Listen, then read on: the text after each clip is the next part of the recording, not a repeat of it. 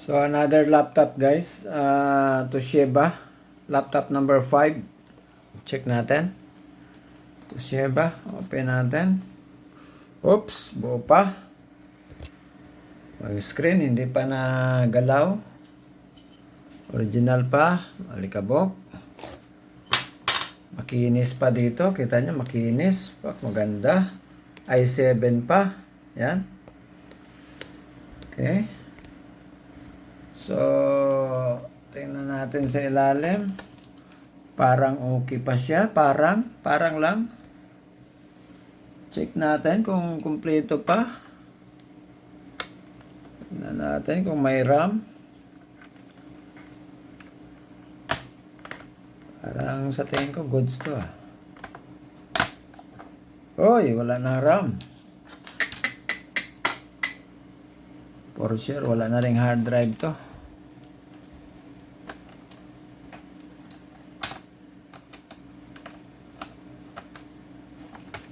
Oy, wala na ring hard drive. Bakante na rin.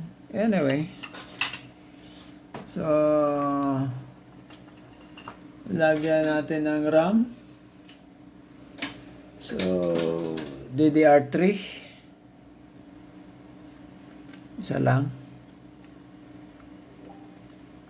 O, tingnan natin muna. I-on muna natin kung mag-beep siya, no? Na walang RAM.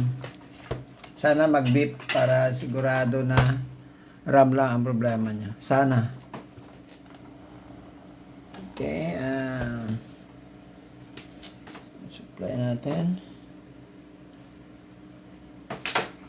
Ito.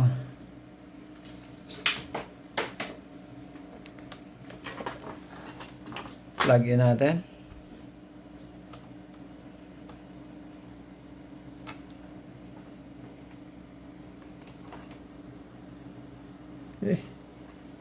USB man pala yan. Mali pala. Iba pala yung supply niya.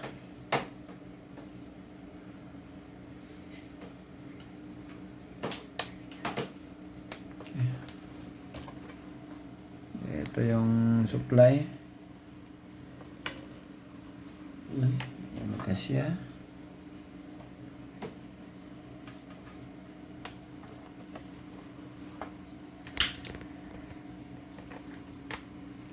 Okay.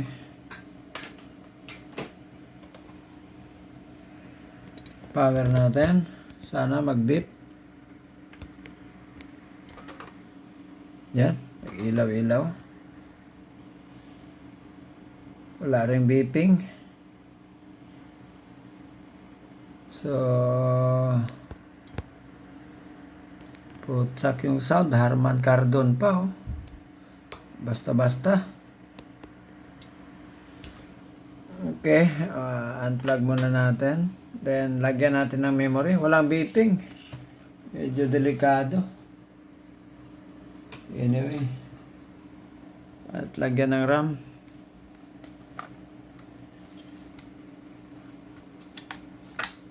Okay.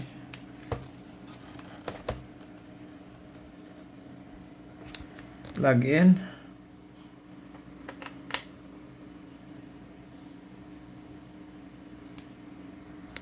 Power on.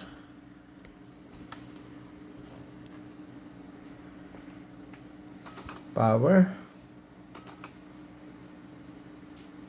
Oy, may display guys. My goodness.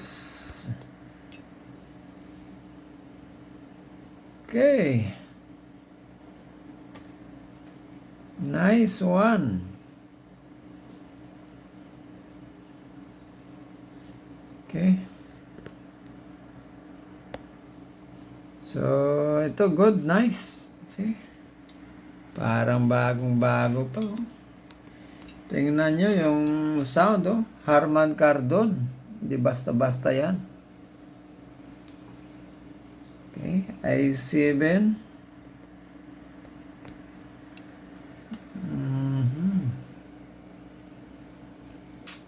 So, good. So, mayroong isa na tayo. May isa tayong good. Lalagyan lang natin to ng hard drive. Tsaka lagyan ng program. Good na to. No? Napakaganda guys. Oh. Tingnan nyo. Parang bago lang. Tsaka yung sound nito, maganda. Tingnan nyo yung speaker niya. Tsaka yung amplifier niya. Harman Kardon. Yung brand. Okay, i7. So, we'll see. Itabi na natin to muna. Good na to. Program na lang kulang nito at saka RAM and hard drive.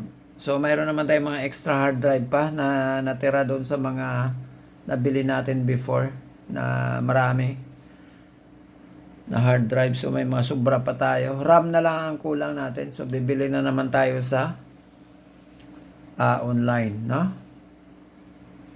Okay, basta ito good na to. Maganda to. Okay? Tsaka malaki.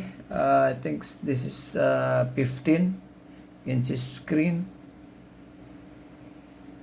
Okay? Tsaka may battery siya. Tingnan natin kung mamamatay siya pag i-unplug natin. Yun lang. Battery. Baka hindi lang na-charge. Yun lang. Pero ang importante, may battery pa siya eh.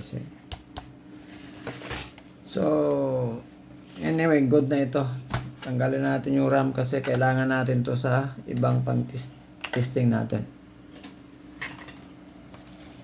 Sarado lang muna natin. At least, meron tayong isang good. So far, isa pa lang. Very bad. Anyway, sige lang.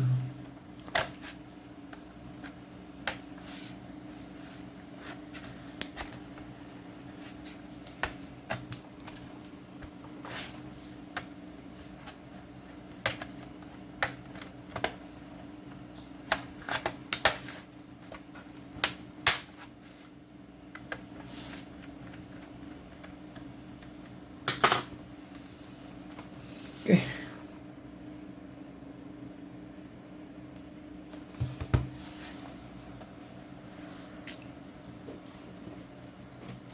So, punas-punasan na natin to para ano. So, kita nyo, ganda-ganda pa guys, oh. Tsaka matibay to guys. Kita nyo, yung mga hinges nya, wala pang talaga. Hindi pa napalitan yung screen, original pa yan. Ito, pati keyboard, ang ganda. Sino kaya makatanggap nito? Swerte. Okay, so itabi muna natin to guys. Check tayo ng, this is number 5, no? Number 5 laptop. Okay, so stop na natin yung video natin. Proceed tayo sa laptop number 6.